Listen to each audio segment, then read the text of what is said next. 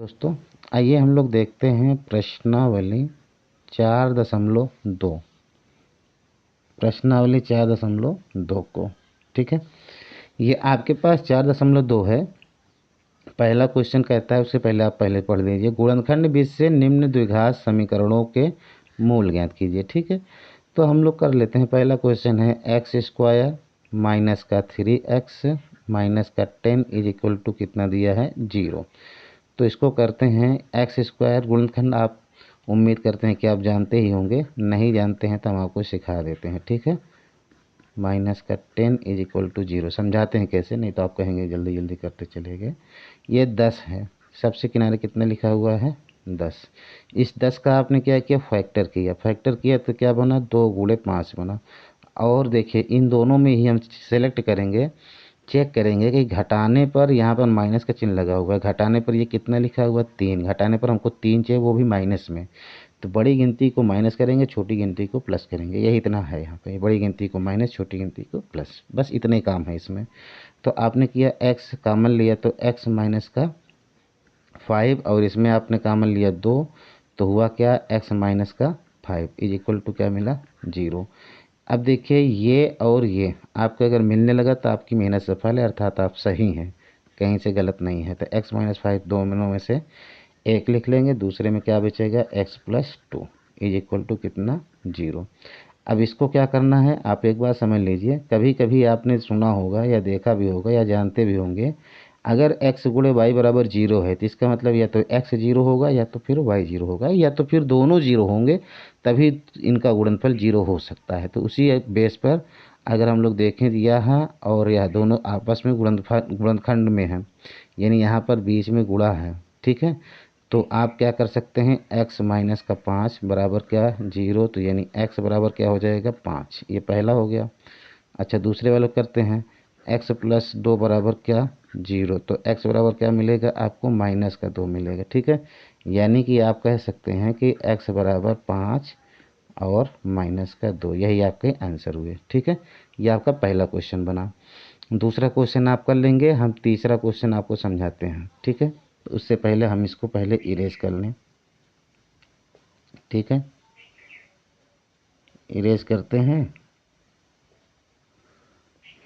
कभी कभी ये इरेज नहीं होता, बच्चे परेशान करता है। चलिए हो गया।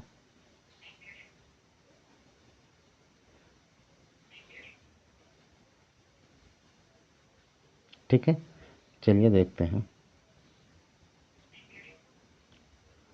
होता है कभी कट जा रहा है, चलिए देखते हैं। अब ये आपका तीसरा क्वेश्चन है।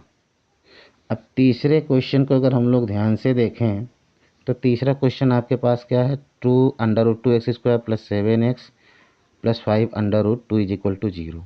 √2x² प्लस 7x है, शायद मैंने 5 बोल दिया था, प्लस 5√2 इज इक्वल टू कितना 0।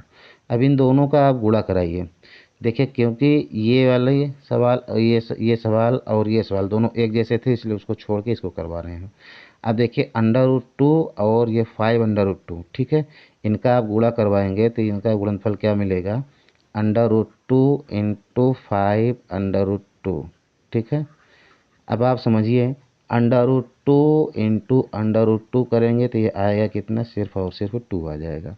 तो ये √2 गुणा करेंगे तो 2 हो जाएगा, और बगल में 5 है ही, 5 गुणे 2 यानी कितना हो जाएगा 10। ठीक है, और 10 का खंड करेंगे तो 2 और 5 मिलेगा, तो 5 और 2 का गुणा करेंगे 10, और 5 और 2 को यहाँ पर प्लस का चिन्ह लगा हुआ है, प्लस करेंगे तो क्या आएगा 7। बस इतना ही काम है। तो आप कर सकते हैं √2x² plus 2x plus 5x plus 5√2 is equal to 0। तो यहाँ पर √2 कामन लिया आपने और x भी कामन लिया, तो x प्लस क्या मिलेगा √2 मिलेगा। ठीक है, क्योंकि ये 2 है तो एक चलाएगा तो एक √2 बचेगा। अब आगे देखिए, तो 5 यहाँ पर कॉमन होगा तो x प्लस √2। अगर इस बात को ना समझ पाए हो तो मैं समझा देता हूँ फिर से। कहने का मतलब ये है कि यहाँ पर दो √2 है, एक ये है एक ये है। अगर एक बाहर चला गया तो एक तो बचेगा ना, वही वाला है ये बचा हुआ है। ठीक है, इज इक्वल टू क्या करेंगे 0। अब आपके पास हुआ क्या x प्लस √2 एक ब्रैकेट में और दूसरे में हुआ √2x प्लस में क्या 5। ठीक है, यही आपका दोनों खंड बन जाएंगे। अब यहाँ आप इसको हल कर लीजिए, कैसे बनेगा x plus √2 is equal to 0। तो x इज इक्वल टू क्या हो जाएगा माइनस का √2। और दूसरे वाले को चेक करेंगे तो क्या बनेगा √2 x plus 5 is equal to 0। तो √2 x is equal to minus का 5, यानी कि x इज इक्वल टू हो जाएगा माइनस का 5 अपान √2। यानी कि आपके पास जो आंसर बने वो बने क्या बने x is equal to minus √2 और दूसरा क्या बना माइनस का 5 अपान √2। यही आपके दो आंसर बने। ठीक है, अब देखते हैं अगले क्वेश्चन को। अगला क्वेश्चन कैसे होगा, चलिए अगले क्वेश्चन की ओर आइए देखते हैं अगले क्वेश्चन को। अगला क्वेश्चन आपके सामने बड़ा ही शानदार है, इसको आप देखें 2x² माइनस एक्स और प्लस 1/8 इज इक्वल टू 0। चलो देखते हैं, ये आपका हुआ 2x² माइनस का x प्लस का 1/8 और ये बराबर कितना 0।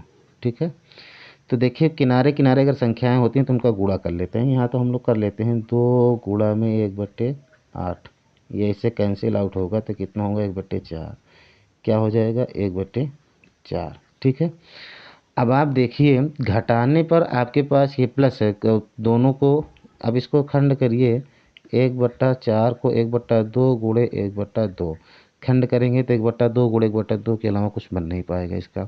ठीक है, और दोनों को जोड़ेंगे 1/2 का मतलब आधा, 1/2 का मतलब आधा, आधा आधा कितना हो जाएगा 1 हो जाएगा। और यहाँ 1 हमको चाहिए लेकिन माइनस में चाहिए, तो इस काम करते हैं तो माइनस का 1/2 और फिर माइनस का 1/2 करेंगे तो बन जाएगा। चलिए ठीक है, देखते हैं यहाँ पर तो 2x² माइनस का 1/2 x फिर माइनस का 1/2 x फिर प्लस में 1/8 बराबर क्या 0। ठीक है, ये 1/8 है। अब यहाँ पर कामन जो मिलेगा वो कितना मिलेगा 1/2x मिलेगा। ठीक है, तो यहाँ मिल जाएगा आपको 4x माइनस का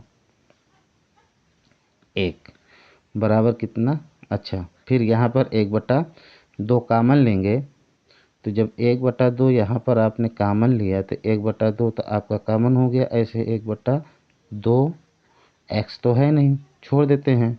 तो जब यहाँ 1/2 आपने कामन लिया तो बच्चों हम लोग देखते हैं यहाँ पर कामन 1/8 होगा, कितना होगा 1/8। तो 1/8 कामन लेंगे तो बचेगा कितना यहाँ पर 4x और ये माइनस का हो जाएगा कितना 1 इज इक्वल टू कितना 0। बच्चे ये 1/2 था तो 1/8 कामन लिया तो 4 कैसे हुआ आप समझ लीजिए। कामन का मतलब सीधा सा मतलब होता है भाग, ऐसे समझिए 1/2 भागे में 1/8। तो आप इसको हल करेंगे तो कितना आ जाएगा 4 आ जाएगा। ठीक है, और यहाँ का 1/8 चला जाएगा बाहर तो बचेगा कितना 1। तो चलिए देखते हैं आगे।